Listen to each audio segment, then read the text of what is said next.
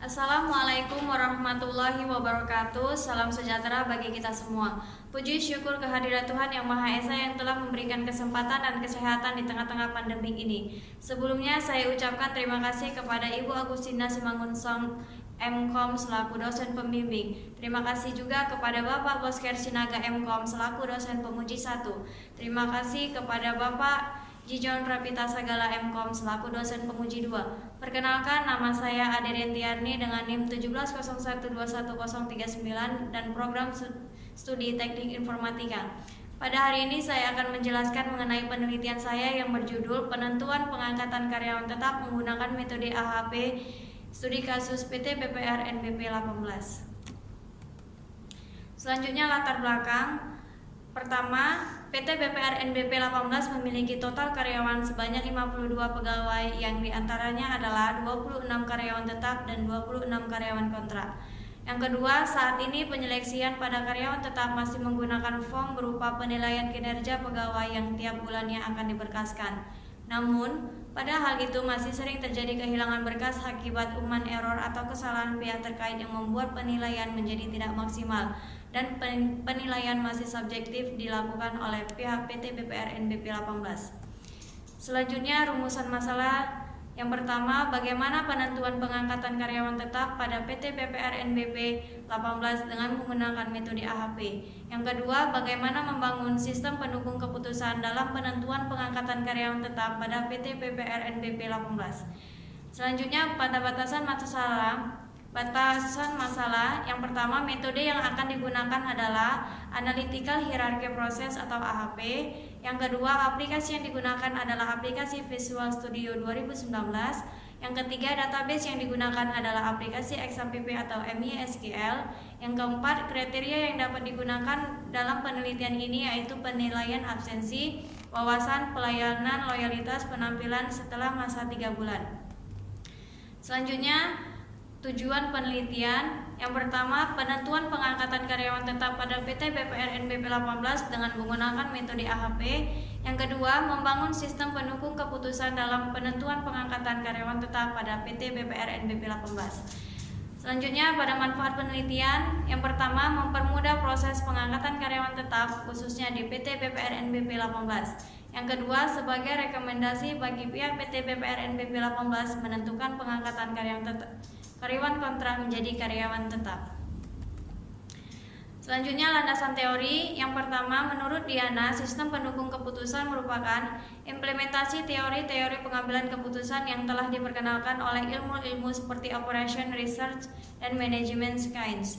Yang kedua, metode AHP merupakan metode kuantitatif untuk meranking berbagai alternatif dan memilih satu atau beberapa hasil terbaik berdasarkan kriteria yang ditentukan. Yang ketiga, menurut Faisal dan Kurniawan, Visual Studio 2019 tersedia dalam 3 pilihan lisensi, yaitu Enterprise dan Profesional yang berbayar. Yang keempat, proses mengkoneksikan database dan MySQL server dapat dilakukan dengan menggunakan teknik tertentu, salah satunya adalah dengan memanfaatkan fungsi khusus bernama MySQL Query. Yang kelima, UML atau Unified Modeling Language merupakan satu alat bantu yang dapat mengembangkan sistem berorientasi objek. Selanjutnya, pada kerangka kerja penelitian terdapat 8. Yang pertama, pengumpulan data. Yang kedua, analisis masalah. Yang ketiga, analisa data. Yang keempat, perancangan sistem. Yang kelima, pengujian sistem. Yang keenam, implementasi. Yang ketujuh, penyusunan laporan. Dan yang ke-8, publikasi jurnal.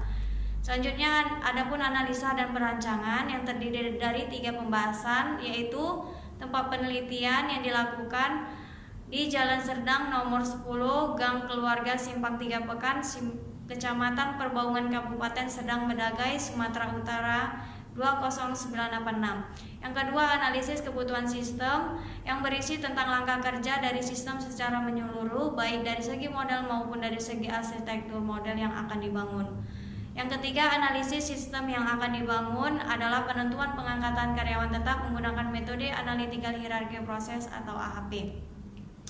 Pada rancangan menggunakan data alternatif karyawan yaitu nama-nama calon karyawan tetap yang dijadikan sebagai contoh penulis dalam penyeleksian calon karyawan tetap sebagai berikut. Yang pertama, untuk alternatif 1 dengan nama Ramansyah Eskom dengan jabatan AO Founding, umur 31 tahun, alamat di Desa Bengkel.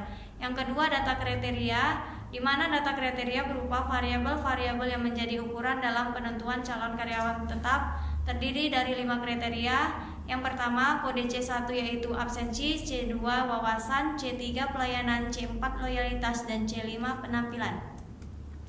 Selanjutnya ada tabel skala perbandingan, di mana pada kriteria absensi memiliki nilai utama pada penelitian ini. Kemudian kriteria wawasan adalah nilai yang sangat penting sama dengan kriteria loyalitas. Lalu kriteria pelayanan ada di posisi yang di atas, penting sama dengan penampilan, sehingga didapat penilaian sebagai berikut, terdapat pada tabel perbandingan kriteria. Selanjutnya perhitungan menggunakan rumus lambda max, yaitu C1 sama dengan lambda max dikurang dikurang N bagi N dikurang 1.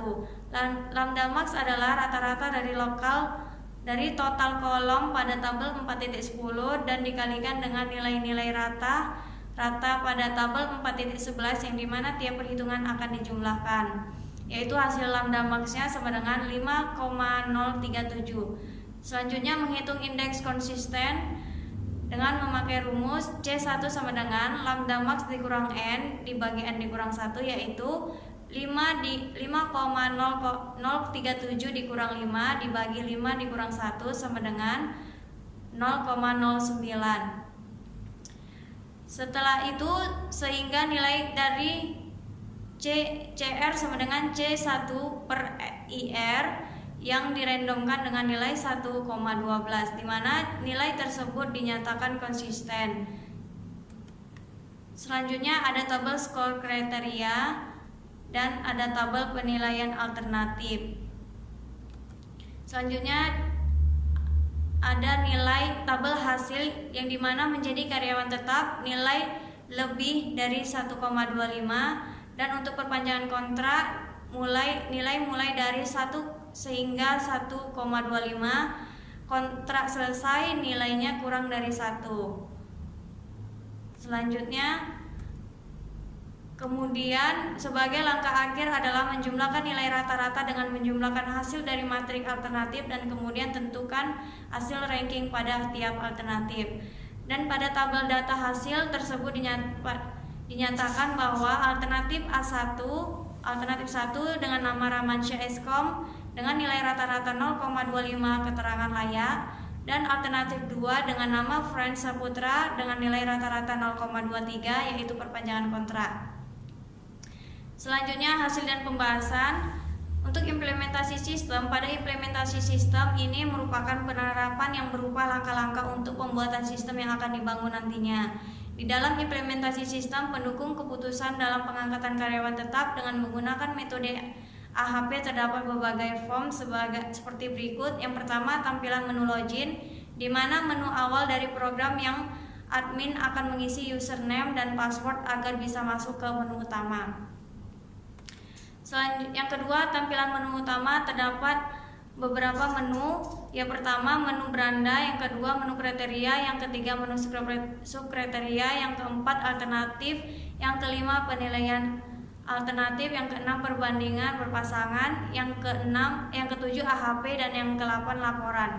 Yang dimana pada menu beranda ini berisi tentang admin. Yang selanjutnya yang ketiga, tampilan menu kriteria, di mana menu ini terdapat 5 kriteria dan skor perbandingannya. Jika ada kriteria baru bisa kita inputkan langsung dengan kriterianya apa dan skornya berapa. Selanjutnya yang keempat, tampilan menu subkriteria, yaitu nama-nama kriteria dan subkriterianya dengan skornya berapa, dengan skornya tiap masing-masing skor. Selanjutnya yang kelima, tampilan menu alternatif, yaitu alternatif dengan nama Ramansyah Eskom, jabatan AO Founding dengan umur 31 dan alamatnya Desa Bengkel. Jika ada alternatif baru bisa kita inputkan lagi dengan menentukan alamat, jabatan, umur, dan alamatnya.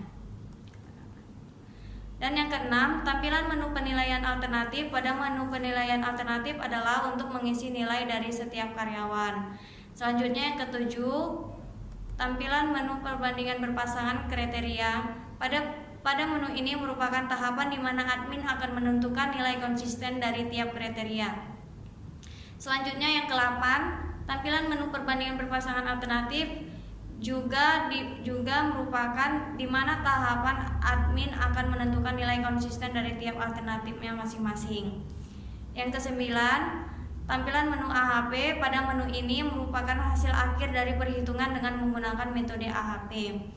Dan yang ke-10, tampilan menu user. Pada menu ini merupakan pembuatan user baru untuk login. Dan selanjutnya hasil laporan, di mana pada menu terdapat bahwa A1 dengan jabatan AO Founding, umur 31, alamat Desa Bengkel, nilainya 0,25, hasilnya layak. Dan alternatif alternatif 2 dengan nama Friends Saputra dengan jabatan AO Founding, umurnya 22, alamatnya Sukaberas, nilainya 0,23 dan hasilnya perpanjangan kontrak. Selanjutnya ada kesimpulan dan saran. Kesimpulan ada 2. Yang pertama, dalam menerapkan metode AHP pada sebuah sistem dengan penentuan pengangkatan karyawan tetap pada penelitian ini dengan menggunakan 5 alternatif dan 5 kriteria. Setelah ditentukan alternatif dan kriteria, maka diterapkan perhitungan metode AHP dengan hasil akhir bahwa alternatif pertama yang layak diangkat menjadi karyawan tetap dengan hasil akhir 0,25. Dari pengujian tersebut, maka disimpulkan bahwa metode AHP dapat digunakan dalam menentukan karyawan tetap. Perhitungan dengan metode AHP ini dapat diimplementasikan dengan cukup baik dengan hasil yang tepat. Yang kedua, dalam membangun sistem penentuan pengangkatan karyawan tetap menggunakan metode AHP adalah dengan aplikasi Visual Studio 2019 dengan database yang dipakai adalah MySQL, kemudian dirancang sebuah diagram dengan UML, diagram untuk membangun use case, activity, class, dan sequence diagram. Maka dengan adanya perancangan yang dibangun ini akan sangat membantu perusahaan PT BPRN BP18 untuk penentuan pengangkatan karyawan tetap dengan menggunakan metode AHP. Saran, yang pertama, dapat dikembangkan lagi agar dapat diakses di mana saja dan kapanpun dibutuhkan. Yang kedua, dapat dijadikan sebagai referensi untuk penilaian selanjutnya. Sekian penjelasan dari penelitian ini, lebih dan kurangnya saya mohon maaf. Terima kasih.